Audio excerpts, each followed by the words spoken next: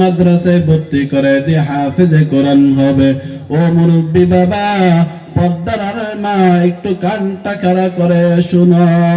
তোমার সন্তান, এক মায়ের সন্তান, কোরআন পরে কখনো ঠকে না, কোরআন পরে কখনো ঠকবে না। ও মুরব্বী বাবা, আজকে কি রেখে তুমি অন্ধকার কবরে রওনা হইতেছো? যদি একটা নাতি, একটা সন্তানকে কোরআনওয়ালা বানিয়ে যাও, কখনো ঠকবে না রে যুবক। যেটা বলতেছিলাম, যুবকের বড় ইচ্ছা ছিল সন্তানকে মাদ্রাসায় পড়াইবে। যুবক, আল্লাহর বান্দা যুবক বড় গরিব, নিয়ত করেছে সন্তানটা মাদ্রাসায় পড়াইবে।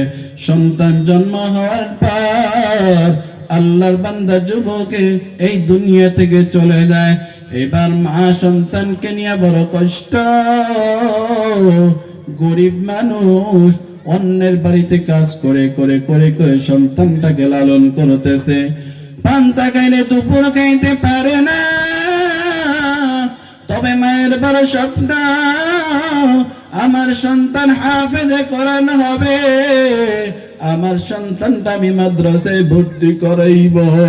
এইভাবে আস্তে আস্তে করে সন্তানটা যখন বড় হয় শুরু করলো, সন্তানটা বড় হইতে হইতে মা অন্যের বাড়িতে কাজ করে করে এমন হয়েছে, ও বৃদ্ধ বাবা, একটু চিন্তা করিয়া দেখো, তোমার মা বাবা যখন জীবিত ছিল, যখন তুমি বাইরে থাকতা, মা কখনো ঘুমাইতো না। যখন ঘরের মধ্যে গভীর রাতে গিয়ে মাকে ডাক দিতা, মাকে ডাক দেওয়ার আগে মা বলতো, রে সন্তান, তুমি বলছো মা আপনি কি ঘুমান নাই? মা বলতেছে, সন্তান ঘরের বাইরে থাকলে মা কখনো ঘুমাইতে পারে না।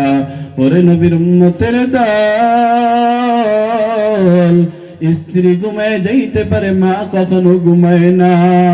এবার সন্তান যখন একটু বড় হয়ে গেল, বাড়ির দরওয়াজায় মাদ্রাসায় ভর্তি করে দিল। মা আরো কষ্ট শুরু করে দিল। আশপাশে এলাকা যত ঘরে কাজ কারণ লাগে, থালা বাসা ধোয়া লাগে, কলসি ভরে ভরে ভরে ভরে মানুষের ঘরে ঘরে পানি দিয়া টাকা জমিয়ে জমিয়ে সন্তানটাকে মাদ্রাসায় ভর্তি করে দেয়। মাদ্রাসায় ভর্তি করে দেওয়ার পর সন্তানটা যখন একটু বড় হয়ে উঠল, নুরানি শেষ করলো, শেষ করার পর এবার হেফজখানায় ভর্তি হয়ে গেল। হেফজখানায় ভর্তি হওয়ার পর নাজেরা শেষ। এবার ওস্তাদ জি জানাই দেয়, রে ও বাজান, বাজান, অমুক দিন তোমাদের হেফজ সবক, তোমরা সবাই চলে আসবা, তোমরা বাড়ি থেকে যতটুকু পারো হাদিয়া নিয়ে আসবা। সন্তান, গরিব সন্তানটা মায়ের কাছে চলে গেল, যায় বলতেছে, ও মা, অমুক দিন আমাদের হেফজ সবক দিবে, তবে মা মিষ্টির প্রয়োজন, মিষ্টি নিয়ে মাদ্রাসায় যাওয়া লাগবে। ও নবীর উম্মতের দল, মা দুই চোখের পানি ছেড়ে দিয়ে বলো, ওরে সন্তান,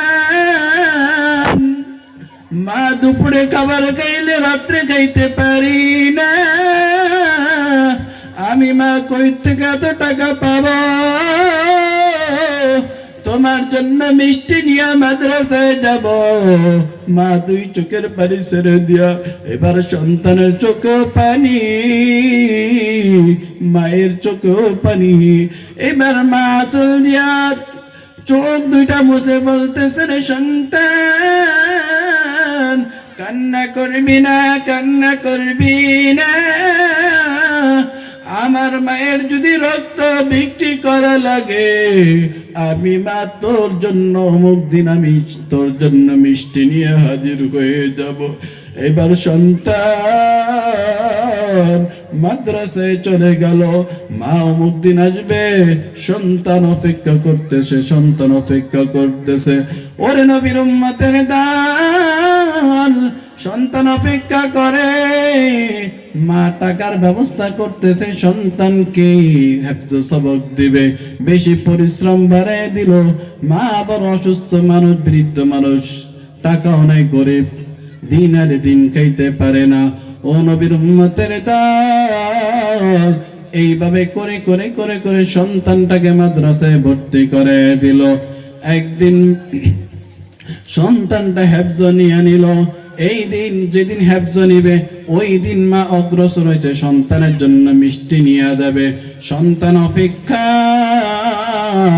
সকলের মা বাবা চলে আসলো, আমার মা কেন এখনো আসে না? অপেক্ষা করতেছে গরিব সন্তান। ও নবীর উম্মতের দল, সন্তানের চোখের মধ্যে পানি, আমার মা কেন এখনো আসে না? হঠাৎ করে খবর, আমার মা রাস্তায় আমার জন্য মিষ্টি আনার জন্য যখন গিয়েছে, আসার পথে গাড়িতে অ্যাক্সিডেন্ট করে আমার মা এই দুনিয়া থেকে চলে যায়। ওই সন্তান দুই চোখের পানি ছেড়ে দিয়ে কান্না। আমরা যখন ভোলাতে গেলাম, যাওয়ার পর সন্তানটা হাফেজে কোরআন হয়েছে, সন্তানটাকে পাগড়ি দেওয়া হয়েছে। পাগড়ি দেওয়ার পর সন্তানটা যখন ঘুমায়, তখন মাকে স্বপ্ন দেখে, মা বড় আনন্দে আছে। মা বলতেছে, রে সন্তান, আমার বড় স্বপ্ন তুমি হাফেজ হবা।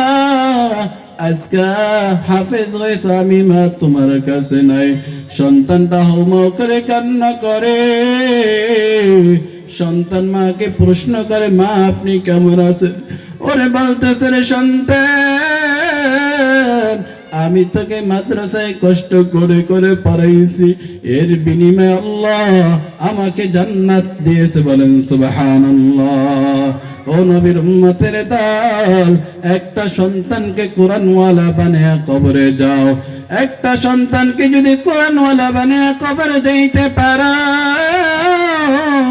দুনিয়াতে কত গুনাহের কাজ করেছ, গুনাহের কাজ আমরা করতে করতে জীবনটা অতিক্রম করে দিলাম। এই জন্য আল্লাহ নবী হাদিসের মধ্যে বলেন, ইযা মাতাল ইনসানু ইনকাতা আনহু আমালুহু ইল্লা মিন সালাসাতিন। মানুষ যখন মারা যায়, তার সকল আমলের দরওয়াজাগুলো বন্ধ হয়ে যায়, তবে তিনটা আমল জারি থাকে। তার মধ্যে একটা হলো নেক সন্তান।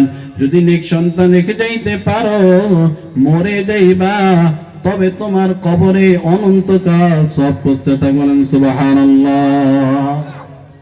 এই জন্য নবীর উম্মতের দল। যাই হোক,